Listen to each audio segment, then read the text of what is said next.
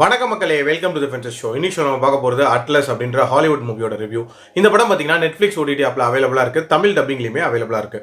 இந்த படத்தில் Jennifer Lopez தான் லீட் கேரக்டர் ப்ளே பண்ணியிருக்காங்க. இந்த படம் ஒரு ஸ்கைஃபை த்ரில்லர் அப்படின்ற மாதிரி எடுத்திருப்பாங்க. அதாவது ஹேர்லன் அப்படின்ற ஒரு ஏஐ ரோபோ, அதாவது ஒரு டெரரிஸ்ட் ரோபோ அப்படின்னே சொல்லலாம்.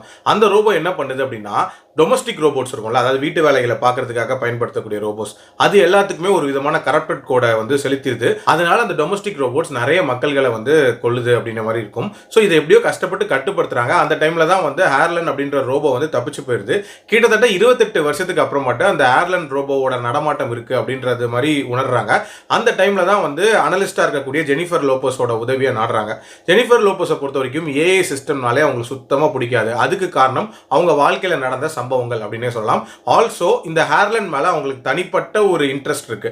அதுக்கும் காரணம் பழைய சம்பவங்கள் அப்படின்ற மாதிரி இருக்கு. இப்படி இருக்கக்கூடிய சூழ்நிலையில நம்ம ஜெனிஃபர் லோபஸ் எப்படி ஏஐயோட உதவியோட அந்த ஹேர்லனை பிடிக்கிறதுக்கு போறாங்க, கடைசியா பிடிச்சாங்களா இல்லையா அப்படின்றத அந்த படத்தோட கதை.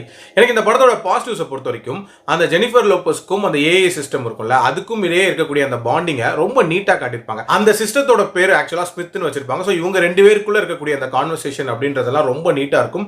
அண்ட் இனிஷியலா அவங்களுக்கு ஒரு விதமான ஹெசிடேஷன் இருக்கும் இவங்களோட பேசுறதுக்கு. பட் போக போக ரொம்பவே நல்ல ஜெல் ஆயிருவாங்க. அண்ட் டுவர்ட்ஸ் த எண்ட் வரைக்குமே அந்த பாண்டிங் இருக்கிற மாதிரி காட்டியிருப்பாங்க. ஜெனிஃபர் லோபஸை பொறுத்த வரைக்கும் ஒரு விதமான கில்ட்டோடே இருக்கிற மாதிரி காட்டியிருப்பாங்க. அண்ட் ஹேர்லன் மேல அந்த வெறுப்பு இருந்துட்டே இருக்கும். ஸோ அவங்க வாழ்க்கையில் அப்படி என்னதான் நடந்திருக்கும் அப்படின்ற ஒரு எக்ஸ்பெக்டேஷனை நீட்டாக பில்ட் பண்ணியிருப்பாங்க. அதுக்கேற்ற மாதிரி அந்த ஃபிளாஷ்பேக்கும் ஒரு மாதிரி டிஃப்ரெண்டாக அமைச்சிருந்தாங்க. அண்ட் அதில் ஒரு இன்ட்ரெஸ்டிங்கான ட்விஸ்ட் அப்படின்றதுமே இருக்கும். அதுவுமே வந்து ரசிக்கிற மாதிரி இருந்துச்சு. அண்ட் இந்த படம் ஃபியூச்சரில் நடக்கிற மாதிரியான ஒரு கதையாக இருக்கும். ஸோ அந்த ஃபியூச்சரில் என்ன மாதிரியான டெக்னாலஜி என்ஹான்ஸ்மெண்ட் வந்திருக்கும் அப்படின்றதுக்கு ஒரு சில காட்சிகள் காட்டியிருப்பாங்க. அதுவுமே உண்மையிலே பிரமிக்க வைக்கிற மாதிரி இருந்துச்சு.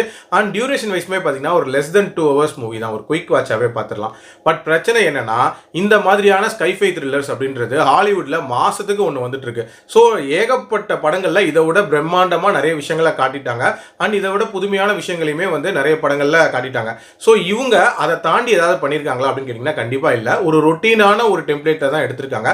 ஸோ இன்னுமே ஏதாவது புதுமையாக பண்ணியிருக்கலாம் அப்படின்றது என்னோட ஒப்பீனியன். அண்ட் இந்த படத்தோட பேஸ் அப்படின்றதுமே நிறைய இடங்கள்ல ஒரு விதமான லேக் இருந்த மாதிரி உணர்ந்தேன். அதாவது நிறைய கான்வர்சேஷன் சீன்ஸ் வச்சிருப்பாங்க. ஸோ இன்னுமே கொஞ்சம் ஆக்ஷன் சீக்வன்சஸ் அப்படின்றது அதிகமாக வச்சிருக்கலாம் அப்படின்றது என்னோட ஒப்பீனியன்.